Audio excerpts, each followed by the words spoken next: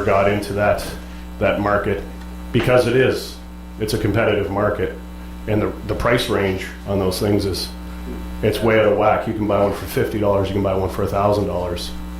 There's such a range, so we always stayed out of it. Your blades cost longer than things. Absolutely. Yeah. Well, that's the other thing that people find amazing is all of our accessories and consumables, we make them. So, for example, when we launched our sanders in North America, we decided to have abrasives made. We put it out to bid to all these companies, and the minute we found one that we were happy with, we just bought that company, and they're no longer allowed to make abrasives for anybody. So we control that. Same with all of our bits. Everything we do, we make ourselves.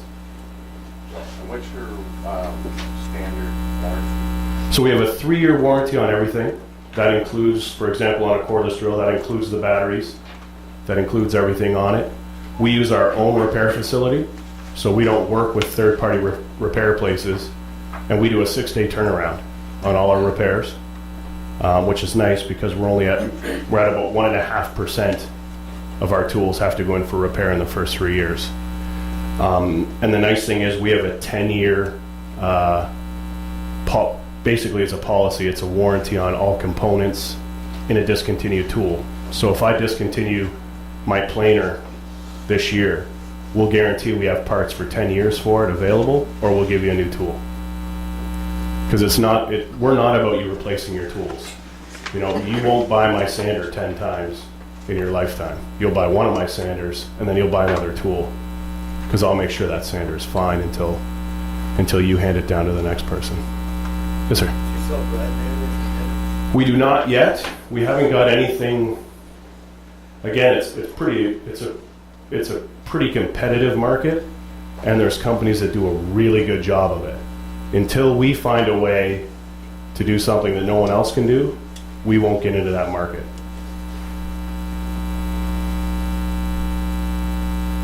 Yes, sir. Your dust collection system, the average person in your own garage, that small one? Chip you're creating. So if you're sanding using your miter saw, creating a small chip, it's probably more than enough. It's when you get into your routers, things like that, where you're starting to get that larger chip. That's usually when you're going to go to something with more volume. Like I say, I usually roll around with this guy, and we have a 26 liter, which is our smallest in the next size of vac, and that's usually what I go around with. And even this guy, like I've had that vac 3 months, and that's the second bag in it. In the dust collection system, like, it'd be really nice, like, to buy all the Festool stuff, but... It'd be nice if everyone would. Yeah. How flexible is that dust extraction system with other systems that are out there? The smart Alec comment is, we really don't care. I don't care if it fits on your table saw, but usually there's an adapter for it that's out there. That's a 27 mil hose that comes standard with it. We also have a 36 and a 50. I know for a fact our 36 fits on most job site table saws. We don't make a job site table saw, right? So guys are doing it all the time. They're using ours, on their miter saw, they're connecting our vacs. And I can tell you what our miter saw does. When I connect it up to a vac, it's 97% dustless. So it doesn't look like mine. It doesn't. We don't have a big hood you have to put around things. But no, I was actually quite proud of that. Yeah. Oh, it's a great looking hood. We'll manufacture that for you someday, I'm sure. Yeah, even sanding, I can sand even with our aggressive sanders, which are gear driven, and they're 100% dustless. Which is unheard of. If you ever run into me at a wood show, I'm sanding all day, and I look like I walked out of a boardroom. It's just the nature of what we do. It's about that health side. So I'll sand while I'm talking to you, and usually you're swatting away dust at that point. It's not an issue with us. Yes, sir. Well, the other thing, I actually own one of those. Good. And a number of other tools there that you have. When you're collecting your dust, you're actually saving your abrasive besides not breathing. I mean, they're not cheap tools. once you get your hands on them and use them, it's hard going back to the other tool. I don't work with Festool. You don't have to say that. But Yeah, no, there's a lot of technology in behind what we do for that dust collection. You know, even a quick example is on our sanders here. If I peel this paper off, there's an extra set of holes in here.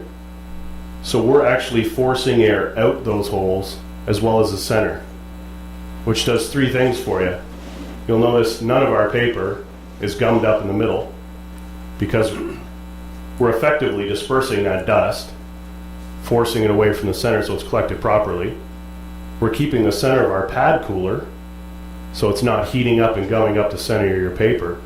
And it's also allowing that sander to ride. You know, this is really the tool when it comes to sanding. This is just the holder. So anytime you're pulling down on that, you're impeding its performance. So the minute we allow that to ride, we're effectively collecting that dust properly, and you'll never see a piece of our paper with the center worn out before the edges. And everyone has paper at home that the outside edge looks perfect, the center is useless. So you're using it for hand sanding and corners and stuff. You'll never have to do that with my paper. We also, our hook and loop on the back actually goes bi-directional.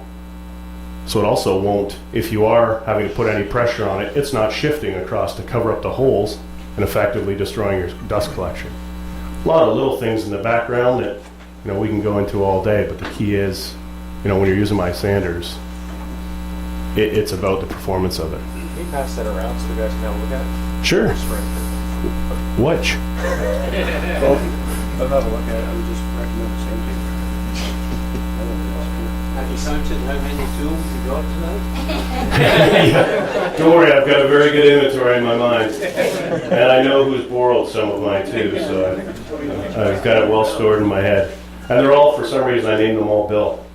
All of them got my name on them. Any more questions? I think I saw another one over here somewhere. Yeah. I was just wondering, in terms of like that palm sander and say other sanders or drills and that, what kind of prices are we talking? So sanders, we're running from a more, you know, I would consider that, let's say, a production sander.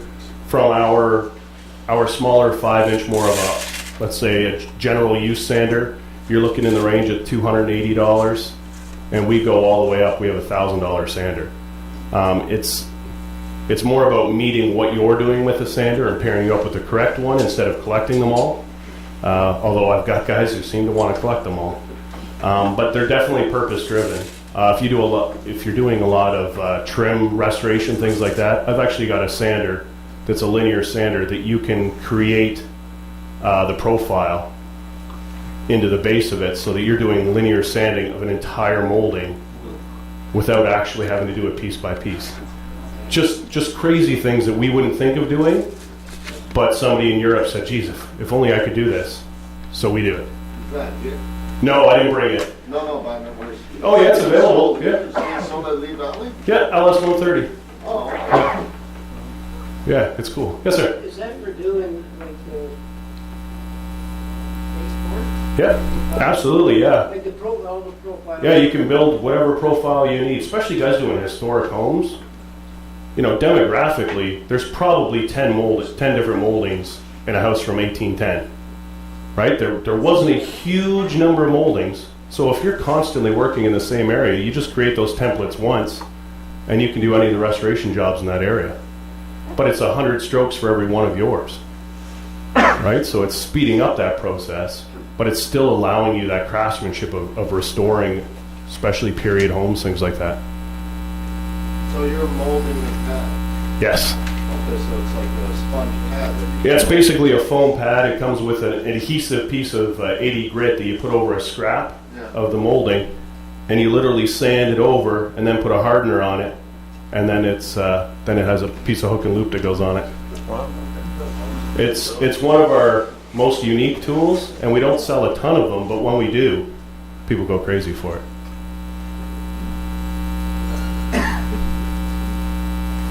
Anything else? You don't have one for sale tonight. I've got this job starting tomorrow. Okay, any other questions, guys? Okay, I'd like to thank Bill for coming out tonight.